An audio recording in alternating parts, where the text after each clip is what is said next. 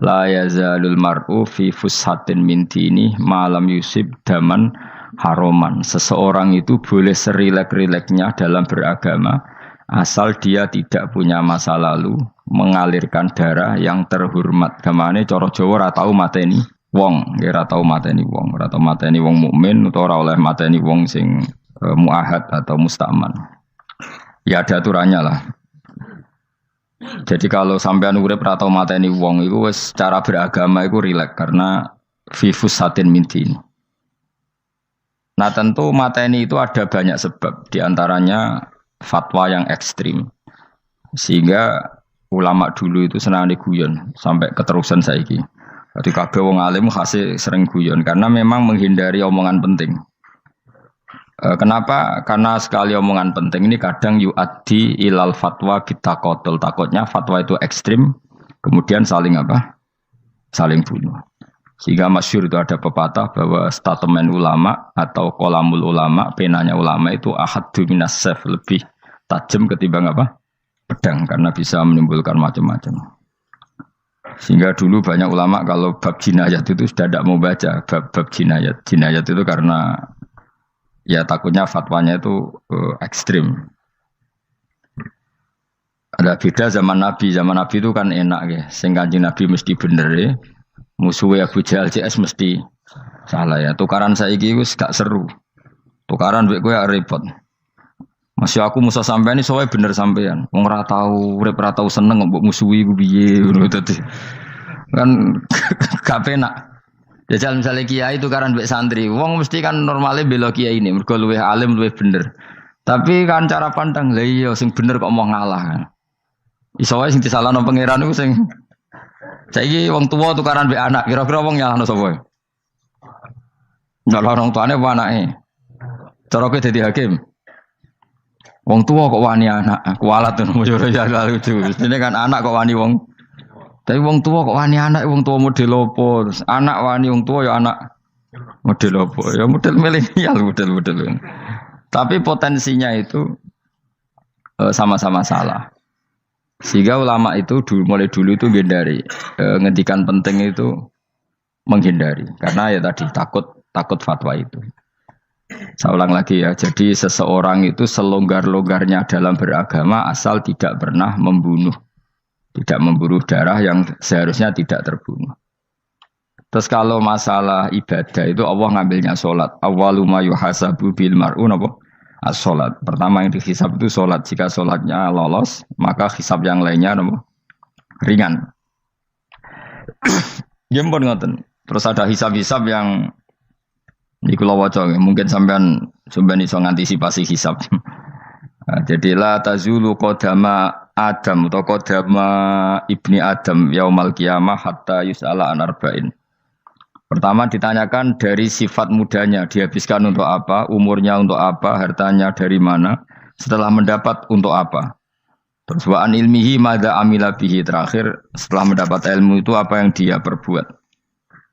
Mulane ada orang tok ilmu tidak ditakoki wae pangeran ora apa takoki.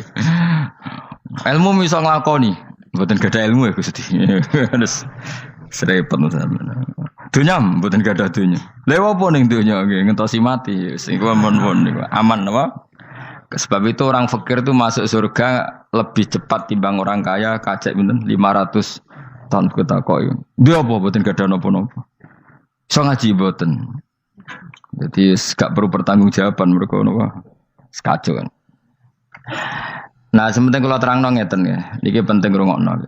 Mahsyar iku maknane iku nggon giringan. Terus kiai kuno maknane bayangno nggon mahsyar iku maknane tempat dihalonya semua manusia. Terus mauqif itu tempat diberhentikan, apa tempat diberhentikan. Terus di situ Anda innahum mas'ulun, mereka semuanya ditanya, dihisab. Nggih rungokno ya, semuanya dihisab. Terus ngendikane Kanjeng Nabi hasibu anfusakum qabla an tuhasabu. Menghisaplah diri kamu sekarang sebelum kalian semua dihisap. Sehingga potensi kita ini umat Islam utamanya sing tahu ngaji-ngaji ini, sampean semua dihisap ini kemungkinannya kecil. Karena ketika kowe ning donya sampean sedanteni kan biasa wis donga robbana zulamna anfusana. Jadi ya Allah, saya ini benar-benar mendolimi diri kita sendiri. Karena tujuannya hisab itu taubeh. Taubeh itu mempermalukan mereka di depan umum. Saya ulang lagi ya. Jadi semua hisab itu taubihan, mempermalukan mereka di depan umum bahwa mereka orang yang buruk. Sementara kamu di dunia sudah sering ngaku orang buruk. Saya ini wis rawong akeh maksud ini kan. Jadi kayak ngakuin apa Rabbana zalamna anfusana. Sehingga ngendikane Kanjeng Nabi sebuti hasibu anfusakum qabla antu hasabu. Menghisaplah diri kamu sendiri sebelum nanti kamu benar-benar dihisap. Sehingga umatnya Rasulullah itu kemungkinan kena hisap itu kecil sekali karena tadi sudah terbiasa menghisap dirinya sendiri. Apalagi kita, kata Rasulullah, saya dikasih hadiah yang para nabi sebelum saya enggak dikasih hadiah itu. Apa itu? 5 hal itu. Di antaranya apa? Kata Rasulullah, wa utitu khawatima suratil Baqarah. Saya dikasih terakhir-terakhirnya surat Baqarah. Di surat Baqarah itu umatnya Nabi dapat bonus dan ini luar biasa, yaitu ayat Rabbana la tu'akhidna in nasina wa akhtana. Ya Allah, jangan hisab kami, jangan beri sanksi kami, jangan azab kami kalau suatu saat kita lupa atau salah. KSP nak kue urung salah, padahal mesti salah. Rai-rai ini gak mesti salah. Wes gawe perjanjian mbek pangeran Gusti. Ndamel perjanjian dong, apa? Setiap saat salah langsung sepuro. Mohon mboten usah istighfar malih, pun niki pun niku. Terus deal, soalnya deal ini. Lah itu ngendikane Kanjeng Nabi senyum-senyum senenge ra karuan. Dan setiap itu dibaca oleh umatku, Allah sudah jawab qala na'am. Jadi Rabbana la tu'akhifna in nasina aw akhtana. Terus qala Allah menjawab na'am. Terus Rabbana wa la tahmil alaina isron kama hamaltahu 'alal ladzina min qablina. Nabi Muhammad jawab, Allah menjawab na'am. Sampai terakhir wa'fu anna, Allah jawab na'am. Kemudian para kiai itu punya kiat supaya umatnya itu hafal itu. Terus jadi bahan tahlil itu masalah ya. Faminhum ya faminhum. Sing tahlil ya ora paham, sing kritik ya ora paham. Alhamdulillah itu mesti padha-padha ra kena hisab. Mergo padha-padha ora napa? Paham. Jadi ora ono barokah kaya goblok wis barokah tenan. Mergo sing lakoni ya ora paham, sing kritik ora paham. Jadi kalimat yang di akhir surat Baqarah itu adalah termasuk hadiahnya Rasulullah yang tidak diberikan pada Nabi sebelumnya. Ini apa ini? Utitu khawatima suratil Baqarah. Saya dikasih akhir surat Baqarah. Gini ku setiap doanya umat Nabi Allah jawab napa? Naam. Jadi ya Allah la tu'akhidna, jangan kasih sanksi kita innasina au akhtana. Allah jawab naam. Itu satu. Terus kedua, umatnya Nabi itu kalau dosa itu tidak perlu prosedurnya harus istighfar. Banyak amalan yang menjadikan diampuni. Misalnya kafaratul majlis itu lafadznya enggak istighfar. Subhanakallahumma bihamdik misalnya. Dan banyak imatatul adza anit thoriq. Misalnya Nabi pernah cerita ada seseorang yang nakal, kemudian gara-gara menyingkirkan duri di jalan yang ganggu orang lewat, kemudian Allah memaafkan. Ada yang dimaafkan karena ngombeni anjing, macam-macam lah. Kemudian ngombeni santri, macam-macam. Sehingga potensi kita dimaafkan itu tinggi sekali karena ada sekian amal yang itu menjadi sebab ridhanya Allah Taala. Malah kalau dalam dunia wali itu ada seorang wali mau ngarang kitab, kemudian tintanya itu diminum lalat, dia membiarkan tinta itu sampai lalatnya sampai kenyang, kemudian gara-gara itu dimaafkan oleh Allah Subhanahu Wa Taala. Banyak sekali. Sehingga potensi kita dimaafkan tinggi. Terus turu sudah ada orang ngrasani wong enggak macam-macam lah. Iku ya insyaallah disepuro pangeran. Dadi ana wali mergo kakean apa? Turu. Ditakoki, "Kenapa kok turu wong wali? Mboten siap roh donya, Gusti." "Kenapa?" "Donya wis rusak tok, patok mboten roh, Gusti." Lah iku ya mari swarga napa? Ya swargane wong turu ya kira-kira tok. Tapi jadi umat Nabi itu luar biasa. Makanya saya yang heran kalau ada orang alim bikin gerakan terlalu tenanan itu keliru. Biasa mawon. Turu ku ya ibadah, wae agar gak zina, gak maling, wae agar gak nglakoni dosa gede ini sanggep ae napa? Ibadah. Karena tadi Rabbana la tu'akhidna in nasina wa akhtana. Terus Allah jawab na'am. Sehingga kiai-kiai itu takut orang itu lupa terus dimodifikasi sedemikian rupa jadi wiridan. Tapi alhamdulillah kok banyak yang kritik. Jadi ya biar seimbang, no? Seimbang apa ya alam demokrasi. Jadi kalau lagi kecewa ambek sing kritik, mereka insya Allah rapati paham masalah usul ini. Karena satu-satunya cara supaya orang paham tuh pancen yo dijak latihan bareng-bareng. Gak ngono malah ra paham blas. Ya tapi tadi ya semua itu resiko. Zaman Nabi Sugeng ana ibadah sunat dilakoni terus, Nabi yo duka, kuwatire dianggap wajib. Tapi nak ora dilakoni blas Nabi yo duka, wong sunat ora tau dilakoni. Jadi sudah alhamdulillah sekarang ana sing ngritik, ana sing setuju biar seimbang no. Wong padha ora paham wae napa? Padha paham. Padahal makna ayat itu luar biasa. Rabbana la tu'akhizna in nasina wa akhtana. Terus kedua, Rabbana wala tahmil alaina isron kama hamaltahu alal ladina min qablina. Ya Allah, jangan beri beban kami sebagaimana engkau memberi beban kepada orang sebelum kami. Dulu itu kalau ada orang yang salah, itu harus dibunuh oleh orang yang tidak salah. Liyaqtulal bari'u minkum al-mujrima. Supaya yang tidak salah membunuh yang salah. Sehingga ketika umatnya Nabi Musa menyembah anak sapi, ijel itu, apa kata Allah?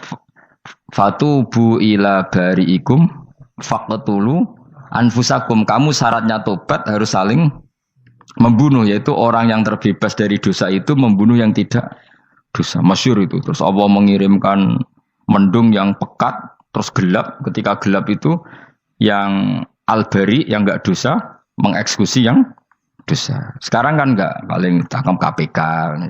Berarti penjara mulai suka sisa korupsi jake. Jadi penak lah pokoknya zaman akhir itu penak. Pemenang saya KPK ini mulai disoal, jadi aman lah. Sebuah sing bener di aja nih ya sing bener ya pangeran. Misalnya rasa KPK lah nak takwa ya rasa korupsi. Kalau KPK dilemahkan nanti yang korupsi marah. Lah masih orang KPK lah nak di pangeran kan ya aman karena korupsi. Kowe ku aneh-aneh wae. Kowe ku wong mukmin kok bakas ngono. Kowe sementing iku nak kowe wedi pangeran kan ra usah polisi, ra usah KPK wis tetep ra usah dosa wong wedine mbek pangeran. Nah, kecuali ra usah pangeran ateis, iku masalah. Ya, tapi kan omongan ini gak populer, padahal bener. Nah, aneh. Jadi karep pemilu ini terbebas korupsi, nak ono KPK, urip makmur, nak ono menteri kemakmuran. Pokoknya kuwabe kowe mbok gantungno pejabat negara. Mengane tau hitam jeblok, sak jeblok-jebloke. Misalnya rasa sejahtera, saya menteri sosial harusnya gini-gini. Ngono korupsi salah KPK. Ngono ono ra keamanan salah polisi. Senengane nyalahno wong. Gue sekali-kali nganggo tauhid. Nah, ono adab itu mergo dosa yang sudah kelewat. Ya tapi kan gak mungkin ngomong bernegara gitu. Tapi atas nama iman bahasa kita seperti itu. Kalau atas nama bernegara emang kita butuh polisi, butuh tentara, butuh KPK. Tapi atas nama iman ya tadi kalau kita diberi sanksi Allah itu rata-rata dari bima qaddamat yadaka itu pasti ada salah yang pernah Anda lakukan. Ya tapi sudahlah ini zaman sudah seperti ini. Anut umumnya wong akeh. Kalau terang namanya masalah hisab ya. Hasibu anfusakum qabla antu hasabu. Kamu menghisablah diri kamu sebelum kamu dihisab. Misalnya saya sebagai ulama, tentu hisab terberat saya itu kitmanul ilmi, menyembunyikan apa? Ilmu. Karena ilmu kalau disembunyikan tuh bahaya sekali. Bayangkan di alam fisik. Misalnya ada orang berkebutuhan pada kemaksiatan, terus di situ ditulis bar karaoke misalnya. Orang bisa ke sana karena ada tulisannya, ada WA-nya, ada alamatnya. Kemudian ketika Anda bisa Fathul Qorib, tidak ada tulisannya. Harusnya Anda juga nulis ahli Fathul Qorib, ahli Fathul Mu'in, nah, atau ahli Jaljalut, tulis saja. Ahli Primbon. Enggak apa-apa, tulis saja. Penerus Ronggo Warsito, tulis saja. Zaman gendeng, nara melok gendeng, rakeduman, tulis saja. Tapi barokahnya tulisan itu kan orang bisa tahu. Makanya kenapa banyak orang sufi yang sudah menyembunyikan diri, wanaknya nakal-nakal. Karena dia disalahkan Allah, karena menyembunyikan ilmu. Saya itu orang yang senang tertutup, kecuali masalah ilmu. Saya mau mengajar terbuka seperti ini. Karena tadi, awal dari dikenalinya kemakrufan adalah dimaklumatkan. Awal dari dikenalinya keburukan juga karena dimaklumatkan. Betapa celakanya kalau kemungkaran dimaklumatkan sementara kebenaran tidak dimaklumatkan. Makanya Mbah Mun itu sampai berfatwa, Mbah Mun guru saya itu. Nek ana masjid ra ono menawarane Mbah Mun duka. Masjid kok ora ono menarane, wajib ono. Dulu saya iskal, kenapa menara jadi wajib? Tapi setelah saya tambah angan-angan, secara fikih jelas tidak wajib. Tapi coba bayangkan, misalnya ada bar, lampunya tinggi, orang dari jauh tahu itu bar, sehingga kalau mau maksiat misalnya ingin ke sana. Sekarang misalnya masjid gak ada menara, ada orang ingin sholat, ada masjid tahu orang. Tapi baru kayak ada menaranya kan, tahu.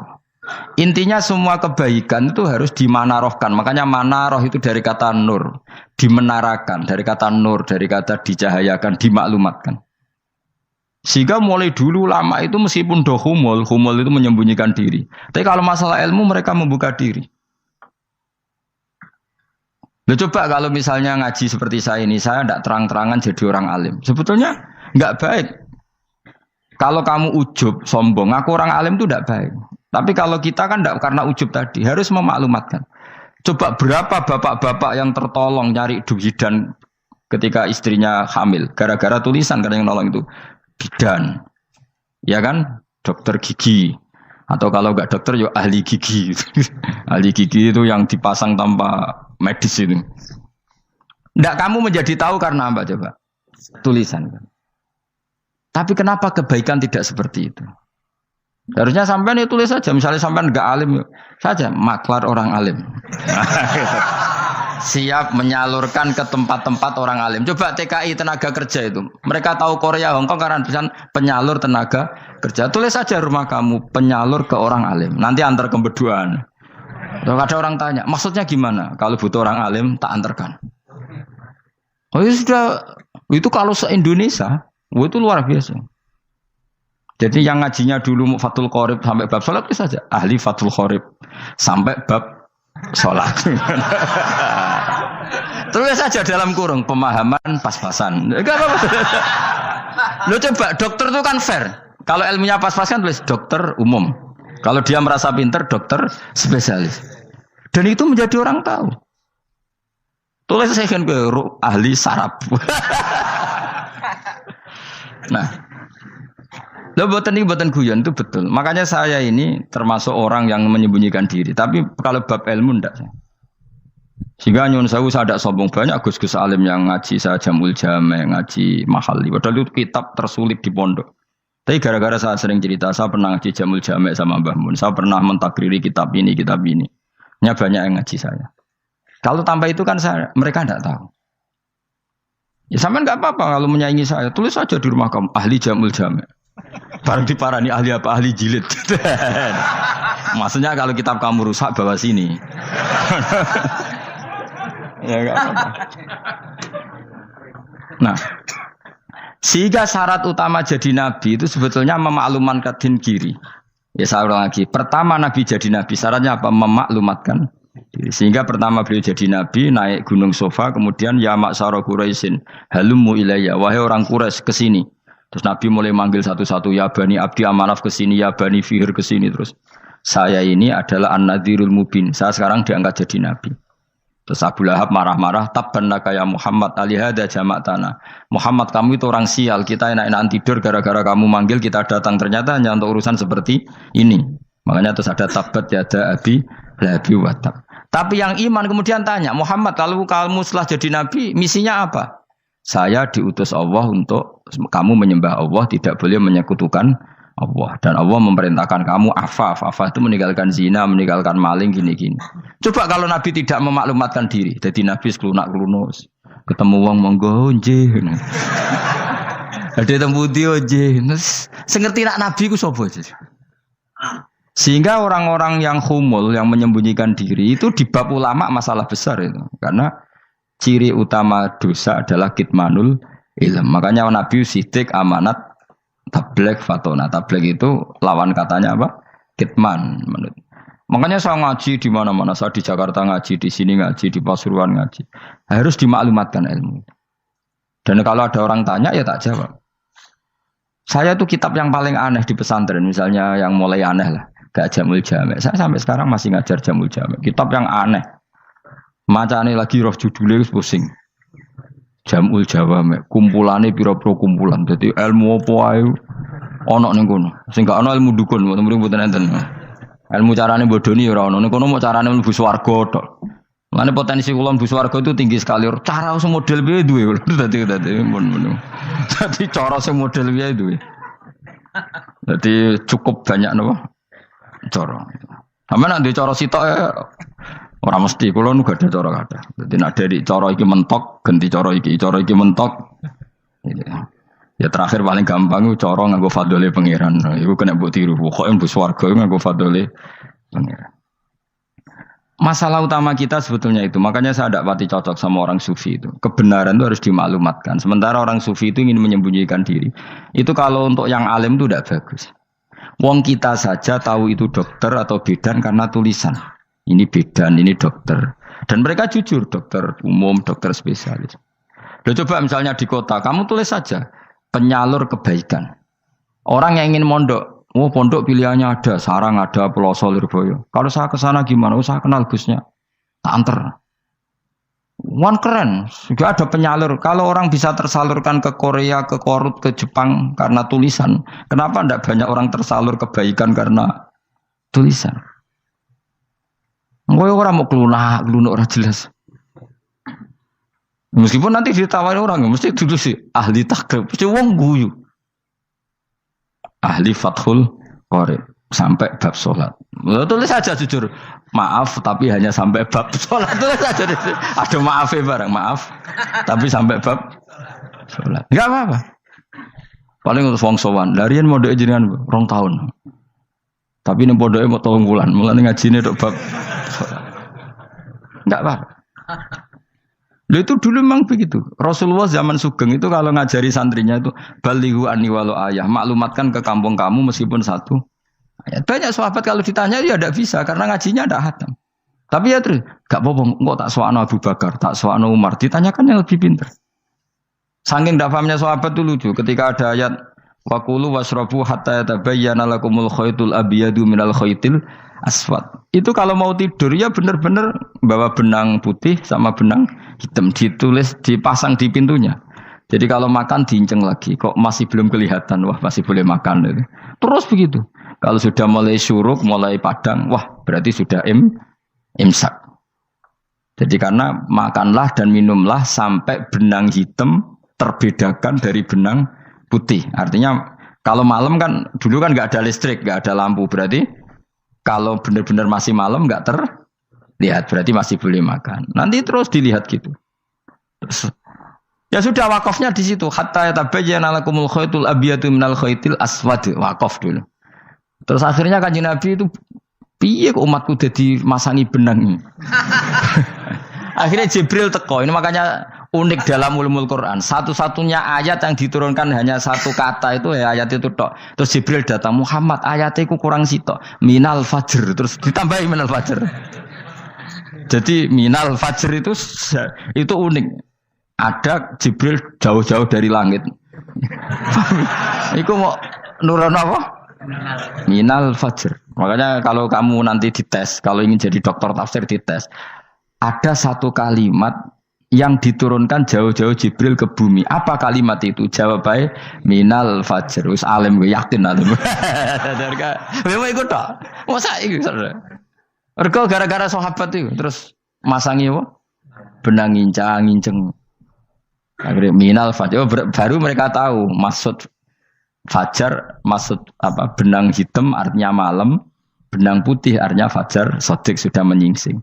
Semenjak itu sudah ada benang-benangan karena jadi orang-orang ngono mat maksud iki cek kurang sithik gitu terus turun apa?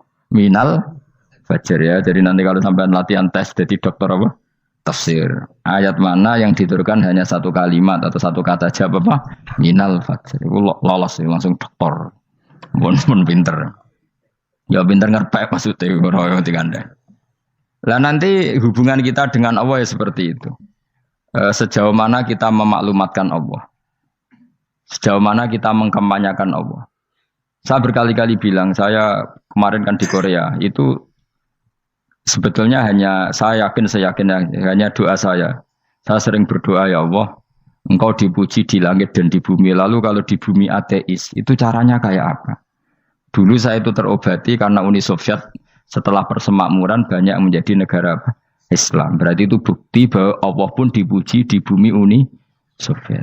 Lalu yang kayak Korea kayak apa? Ternyata betul Koreanya tetap ateis, tapi gara-gara diserbu wong Indonesia. 49.000 wong Indonesia ning Korea Selatan. Iku mbok gawe sing salat separuh, iku jek pira? 24, kira-kira ya selawe digawe 20.000. Iku 20.000 salat kabeh, tahlilan kabeh surwame.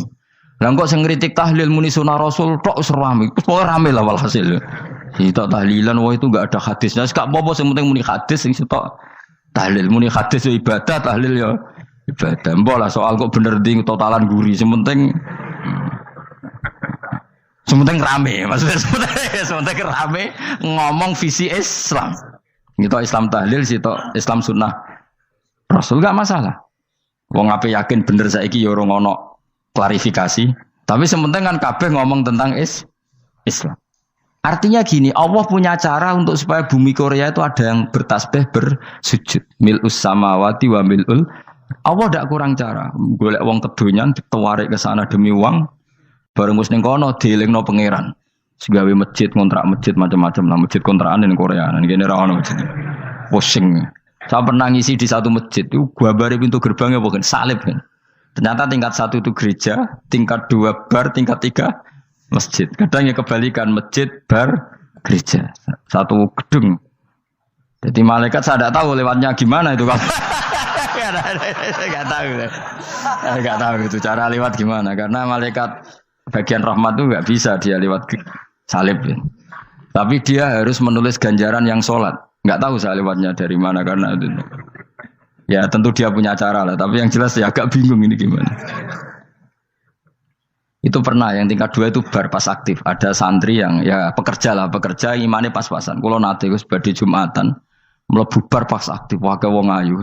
Meh wera Jumatan. Mergo mau tingkat 2 bar, tingkat 3 masjid. Itu ana khutbah yang barnya tetap main, ada bar yang masjidnya tetap khutbah. Itu masuk bar. Jumatan apa ning kene wae.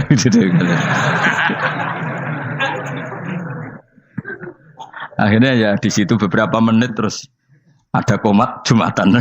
Aduh. Dosa ta Gus ini. Ya aku muni. Ya segelem Jumatan ku apik. Wong mesti dilakoni kok takok dosa ta Gus. Oh raimu kadung lakoni kok takok. Artinya gini, Allah punya cara untuk menyebarkan Islam di Korea. Sama seperti Allah punya cara untuk menyebarkan Islam apa? Di Indonesia. Dulu orang Gujarat, Punjab, ya sejarah ini menurut saya ya tetap sebagiannya benar. Meskipun tidak seluruhnya benarnya sejarah Islam masuk Indonesia rata-rata orang kan menulis pedagang Gujarat, India ke Indonesia dagang karena mereka mukmin akhirnya juga menyebarkan apa? Islam. Itu jelas nyata. Meskipun tidak semuanya seperti itu karena ada yang dibawa Yusuf Baros itu yang muridnya Sayyidina Ali. Terus juga ada yang dibawa beberapa habaib dari Yaman langsung ke Indonesia kayak yang di daerah Tuban itu kan langsung Habib-habib dari Samarkand langsung ke mana? Tuban. Makanya saya bilang sejarah itu semuanya benar karena memang variasi masuknya Islam di Indonesia itu banyak. Jadi itu enggak masalah. Sampeyan niru sing kedonyan mawon sing luwih gampang napa? Lho nggih to, kayak Jakarta itu kan kota kayak gitu, baru kayak wong kedonyan orang ke Jakarta semua. Gara-gara tahu mondok pedotan tadi ahli Fathul Qorib tadi yang sampai bab salat terus bikin masjid. Iku coba takoki faraid terang ora iso kan. Pemene takoki muamalah terang ora iso, tapi nek trimo carane salat sing batal apa ngentut roh dene. Aduh. Ilmune kok roh nak nganti bab iku jek roh. Sing batal salat apa jek roh dene. Ngentut nyekel wong wedok jek roh. Tapi mbok aja takoki sing detail apa? Cara mengenali kiblat dengan hisab ya marosdil kiblat wis ora iso. Atau nganggo komputer delok. Nganggo jam, nganggo kompas. Padahal ana ilmune ya marosdil apa? Kiblat. Di bulan tertentu, hari tertentu itu nanti matahari tepat di atas Ka'bah. Serang arah iso, nak ngono niku serang arah iso. Ya saya ulang lagi ya. Jadi kesalahan kita adalah kebenaran itu kita sembunyikan. Padahal awal dikenalnya Islam itu lewat i'lam. Fasda bima tu'maru. Kebenaran harus dimaklumat. Tapi problemnya Islam Indonesia tuh kadang humul tuh bangga. Enggak dikenal orang itu bangga gini. Oke lah, kalau yang enggak, saya sendiri ya suka humul. Sampai sekarang saya suka humul. Saya sampai sekarang enggak suka tamu. Bukan karena benci tamu, ribet. Maksud saya kalau sowan kiai ya ngaji saja, ora usah sowan. Oh ribet. Ya lucu kan, seneng Gus Bak jare wong alim. Terus senenge mau sowan tok ngaji ra gelem iku piye karepe? Wong kok aneh. Iku berarti kok do karo kowe seneng dokter, di konsultasi obat ra gelem tapi ngajak jagongan. Dok, jenengan tiyang pundi? Jenengan manggen dalam mriki mulai tahun pinten? Lah ya kowe takok dokter kemalan. Mesti nek kowe takok laram apa, obate apa kok malah kenalan. Pindah Jogja tahun pinten, Dok? Dan jenengan kawin mriki tahun pinten? Lah wong jare Gus Bae wong alim kok sowan ngono. Jenengan kelahiran tahun pinten, Gus? Zaman dinosaurus. Wong alim kok takoki lahire ku piye karepe? Sesuk tak gak takok pisan matiku kapan, Om. Coba betapa naifnya kita kalau kita suka dokter, terus kemudian kamu takok, Dok, kelahiran tahun pinten jenengan? Aneh gak? Nak kowe seneng dokter mergo mau konsultasi berobat ya ngomong saja apa yang kamu butuhkan. Aku seneng wong alim yo ngaji titik. Nah, kowe misalnya seneng artis, delok konser artisnya takok, kelahiran tahun piro? Gak penting artis ayu mbok delok seneng, wis sudah gitu aja. Ora wong alim yo ngono, ngaji seneng. Yang kadang wong Jawa lucu, seneng wong alim sowan terus takok-takok. Aneh, iku dudu obat ngono, yakin. Maksudnya bu sing profesional, maksudnya sing rontok bener sithik lah dadi wong. Aja bener nemen-nemen gak mungkin wis pokoke bener sithik-sithik. Makanya kemarin ngaji apa Nasoihul Ibad kan gitu. Mujalah satu ulama artinya apa? Fi majlisil ilm ketika ngaji. Ora kok mujalah satu ulama utawa sowan matekno wong ngene tejo. Tuh. Kula termasuk kiai yang kampanye ini. Kula termasuk kiai terkenal tapi sing tamu kula rapati kathah. Kuwi jaga masyaallah tenan wis. Muga-muga rodok tobat sithik-sithik maksudnya. Maksudnya ya sudah lah. Ya tadi hubungan wong alim ya sudah ngaji. Kalau hubungan sama dokter ya tanya konsultasi apa? Medis. Kan lebih enak. Hubungan mbek dukun wis takok wis. Mbah niki menyangking pundi. Kok jenengan dermemel nglafadzno apa sing kalimatnya sing jelas kena apa nak dermemel mandi nak jelas kok ora mandi ku piye. Takono. Aku ya guru pun mbek dukun. Wong kalimatnya ra jelas kok mandi. Nak jelas gak mandi. Mergo nak jelas kita bodoh ini. Ayo gumun mantra iku mesti gak. Wae rungokno tenanan kalimatnya terus ora jelas. Dukun-dukun dulu. Lho kok mandi? Nak jelas malah mandi. Mandine tenan ora ya ora. Ya saya ulang lagi ya. Jadi sebab itu di Quran sering ada kata i'lamu, kenalilah, ketahuilah. Jadi awal dari agama ini adalah harus tahu. Maka menyangkut harus tahu ini lalu Allah bikin media. Media itu apa saja. Tapi lalu kita bisa berdebat tentang media. Itu yang kita tidak tahu nanti hisabnya di depan Allah Subhanahu wa taala. Saya sampai sekarang itu nggak tahu, nggak pernah bilang halal, nggak pernah bilang haram. Misalnya gini ya buat ini dengerin ya. Di Korea ini sering teman-teman cerita. Ada beberapa majikan yang baik sama umat Islam, yang bekerja Muslim. Itu kalau dipamiti sholat kan, Pak majikan saya mau sholat. Sholat itu apa? Mereka bilang dengan bahasa analogi di Korea. Pokoknya sholat itu sembahyang. Ketika sholat itu ditanya sama orang Korea, loh kamu itu sembahyang kok tidak ada patungnya? Karena pengetahuan mereka yang namanya sembahyang itu ada patungnya. Ada yang baik, apa sekalian tak belikin patung? Jadi wong Islam pas sholat tuh didelok ngarepe dhuwure kok gak ono patung. Ono sing ape sujud tuh digambarno salib. Mergo dekne denger-denger kalau karena tidak tahu Islam itu apa. Sementing ada personifikasi Tuhan. Ada lagi ini yang agak ngeri. Ada pegawai Garuda karena dia agak terpelajar waktu sholat, dia sholat sama krunya di mall. Itu langsung security mall nelpon polisi. Ini ada ritual teroris gitu.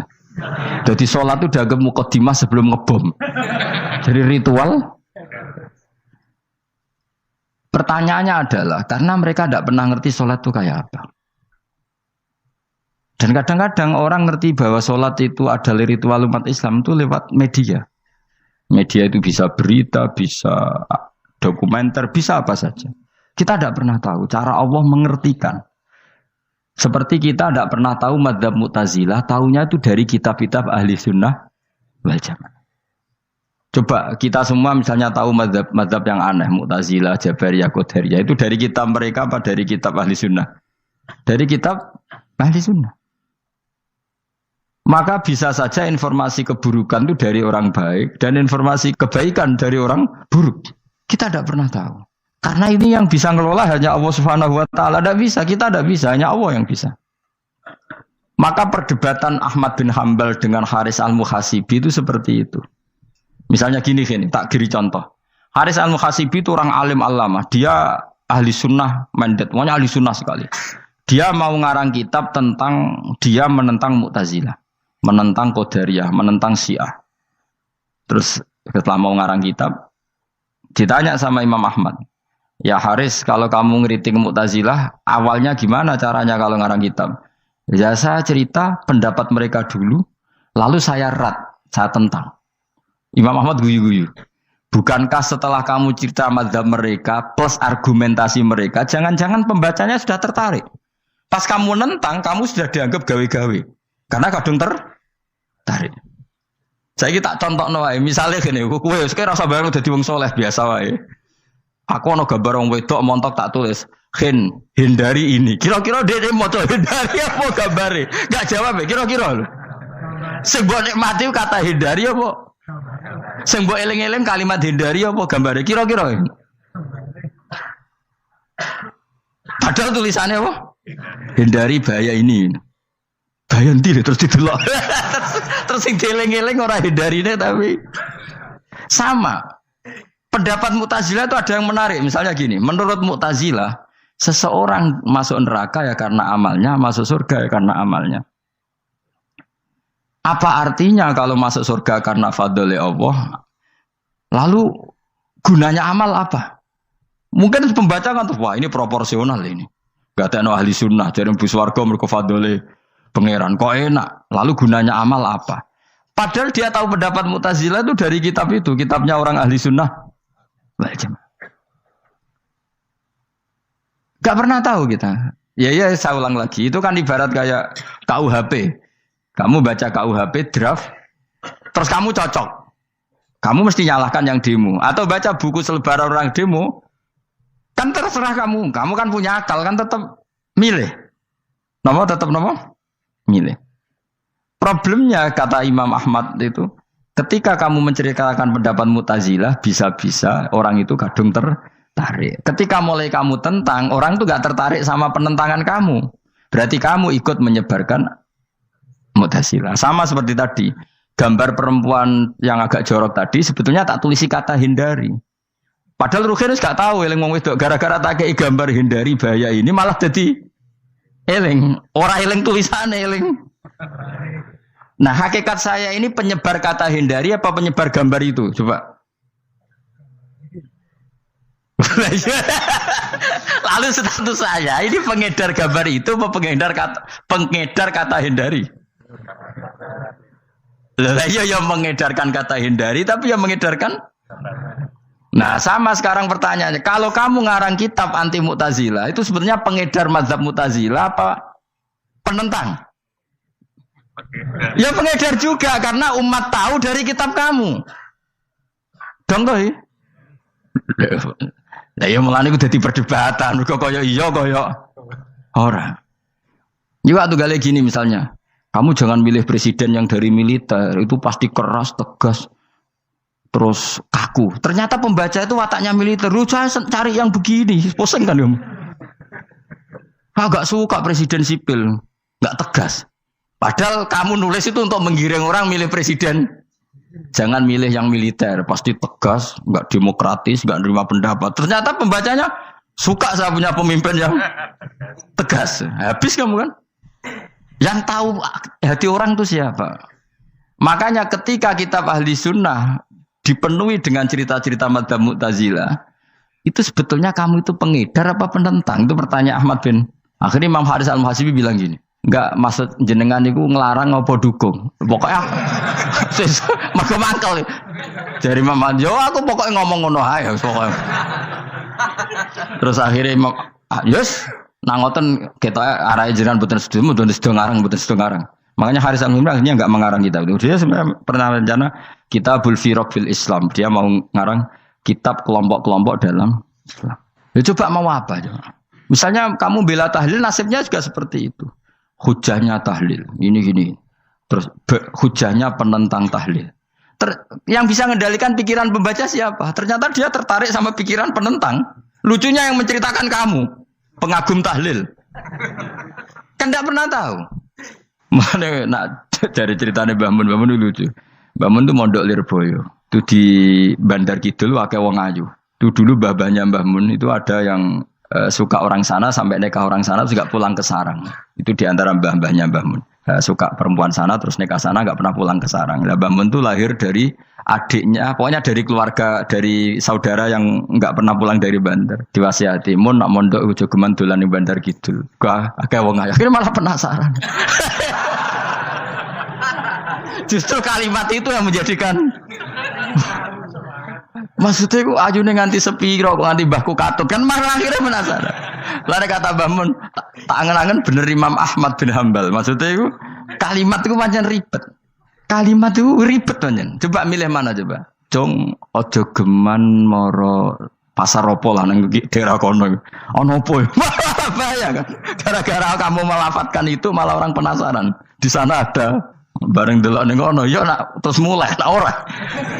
Nah, makanya pertanyaannya, pengarang buku juga kena hisab karena sebetulnya apa yang dia tentang orang lain menjadi tahu karena ceritanya dia. Coba kamu ngarang kitab saja yang anti Syiah atau anti Mu'tazilah atau anti Murji'ah atau anti otoritarian, mesti pembaca itu enggak bisa kamu kendalikan.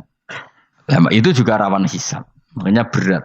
Pokoknya walatus alunna yauma idzin anin naim. Semua itu nanti dimintai tanggung jawab oleh Allah Subhanahu wa taala. Karena kita tidak pernah tahu. Akhirnya Haris Al-Muhasibi gak ngarang kitab. Imam Ahmad itu tidak punya karangan kecuali riwayat Musnadu Ahmad bin Hambal. Kalau ada 14 juz. Dia tidak punya karangan. Ketika ditanya, saya takut membuat hal baru dalam Islam. Karena karangan itu kan mesti melogikakan hukum. Sementara Allah tuh kadang nggak butuh dijustifikasi seperti itu. Jadi cara kitab usul fikih ini, sama tak bedai. Mungkin nggak Allah menyuruh kamu ngangkat gunung Merapi tanpa alat? Nggak, jawab saja. Latihan pinter. Mungkin nggak Allah menyuruh kamu disuruh ngangkat gunung Merapi? Mungkin nggak? Mungkin apa enggak?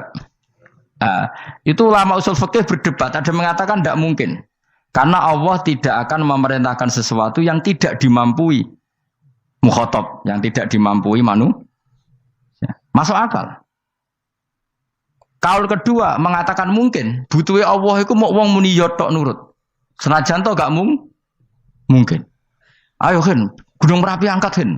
Nggih Gusti, siap. Langsung melayu moro. Wih Allah wis seneng, wah nurut aja iki. Tapi ya kemungkinan cek goblok ora takok sik. Kita kan tidak pernah tahu, makanya ulama ini debat. Kira-kira nak Hen, Gunung Merapi angkat. Potensinya kan dua, kue langsung melayu apa ngangkat. Potensinya kan, kok goblok kayak ngono rata kok. Bicarane kok. Tapi ya mungkin dilembek pangeran. Cek nuruti, ora paham-paham lah melayu. Ki milih ndi? Status sing ngene iki nurut apa goblok? Jawab, nurut apa goblok? Ya nurut goblok. Ya coba ngono lah. Kita ndak pernah tahu. Mulane tetap pada akhirnya kita itu wain adri. Kita tidak pernah tahu. Tapi kita tahu bahwa semua ada hikmahnya. Makanya kadang orang alim itu bilang saya alim, kadang bilang saya tidak tahu. Maksudnya kita tahu Allah memerintahkan pasti ada hikmahnya, tapi kita tidak tahu maksudnya apa. Ya sudah seperti ini. Akhirnya dunia ya sudah seperti ini. Ya kadang ngerti, kadang nggak ngerti. Ya sudah biasa ya. Kalau kita tak tahu isi urip orang. Mungkin jawab ya. Munir roh iku nyatane yo koyo roh. Munir roh yo ora roh nak mati. Mulane sudah. Kadang takoki sesuk iku jeng yo ziarah nggih, Mbah. Tapi kadang wa alam, Mbah, insyaallah. Ya karena memang ya enggak pernah tahu. Karena apa ya? Wis ra kena diterangno, Bang. Mulane kula niku gak ada kitab-kitab perdebatan ulama, nak gejul-gejulkan ngoten niku. Saya ulang lagi ya. Kalau kamu mengarang kitab menentang pendapat Mu'tazilah, itu artinya kamu menceritakan pendapat Mu'tazilah, lalu menyebarkan kesalahan mereka. Pertanyaannya, pembaca pertama kali tahu pendapat Mu'tazilah gara-gara cerita kamu. Itu sama. Pembaca tahu gambar perempuan gara-gara edaran kamu. Meskipun kamu menulis hindari, tapi kan menjadi tahu.